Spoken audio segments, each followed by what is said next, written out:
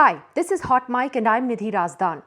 The tragic accident which killed former Tata Sons chairman Cyrus Mistry a few days ago has become a wake-up call for all of us.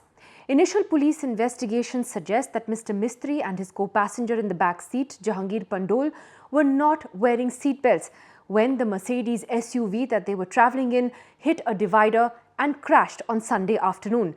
The accident happened in Palghar, about 100 kilometers from Mumbai. Now, both passengers on the front seats have survived, though both are critically injured. But experts say that's thanks to the fact that they were wearing seatbelts right up there in the front. Now, as per the US Center for Disease Control and Prevention, wearing seatbelts when you're traveling reduces your risk of suffering injuries or death by about half. There are more statistics about this, but I'll come to that in just a moment. For some reason, however, many of us still do not wear seatbelts, especially when we are sitting in the back of a vehicle. And under the law, we're supposed to. Under Rule 138(3) of the Central Motor Vehicles Rules, all persons occupying front-facing rear seats both should be wearing seatbelts. So it is in the law. Now, the Union Transport Minister, Nitin Gadkari, has told NDTV that they're going to make it compulsory for cars to have alarms for the rear seat belt now. So that's going to be made a regular feature and it's going to be made mandatory. And the order is now going to be issued in the next few days to all car manufacturers to ensure that this is done.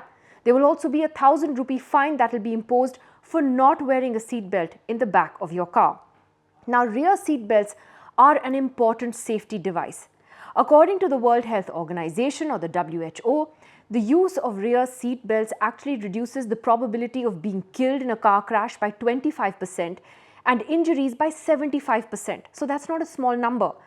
In fact, a WHO study also says, shockingly, that only 10% of our school buses have seat belts for children. So imagine the kind of risk that we are putting our children to.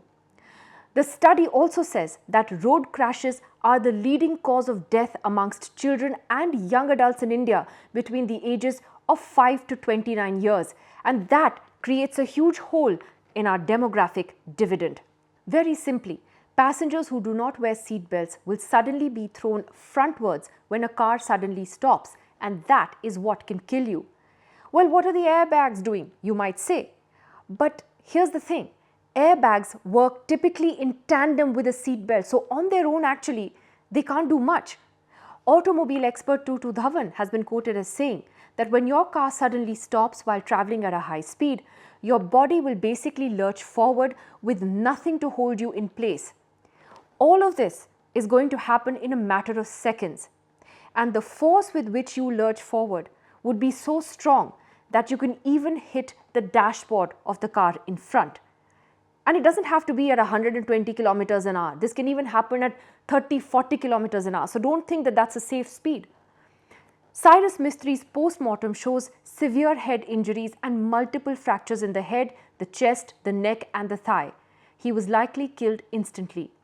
Experts point out that many people falsely believe that airbags are enough to save them. They're not, because airbags are essentially designed to complement seat belts. So on their own, they really cannot do much.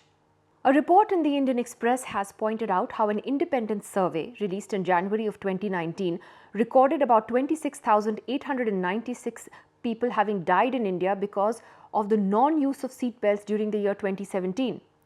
Data recently published by the National Crime Records Bureau reveals that crash severity on Indian roads climbed to 38.6 in 2021, up from 31.4 in 2016. Crash severity is basically how many deaths happen in every 100 road accidents. And at 38.6, India ranks top amongst the most dangerous countries in the world when it comes to road crashes. It's a ranking we would really rather not have. According to the Save Life Foundation, which has analyzed official data in detail, the country witnesses the largest number of road crash deaths, with 42 road crashes occurring every hour, killing a person every 4 minutes. In the last decade, road crashes have killed about 1.5 million people and injured more than 5 million people. Overspeeding contributes to most of road crash deaths in this country, 56% of them. Delhi has recorded the highest number of crash fatalities amongst Indian cities at 8.76% of a total of 53 cities that were studied, followed by Chennai at almost 7.5%. And the maximum number of deaths were of two-wheeler users at 44.5%, followed by car users at 15.1%. According to the Save Life Foundation, the outdated 30-year-old Motor Vehicles Act of 1988 was replaced by the new law in 2019, the Motor Vehicles Amendment Act, which came into being nationwide in September of 2019. Now, the aim was to make road safety a priority and reduce road crashes in the country. The act has a hike in penalties for traffic violations, electronic monitoring of the same, enhanced penalties for juvenile driving, and so on. But it hasn't really worked, because in 2021 alone, more than 1.5 lakh people were killed in road crash deaths in the country. And the number of road crash fatalities increased by 16.8% from 2020 to 2021. Even 3 years since this new act was implemented, 6 states or union territories have not yet implemented the act. And those that have either reduced the fines or have not implemented all the sections completely. This essentially shows how poorly we prioritize road safety. And the onus is frankly on the government and on all of us as citizens.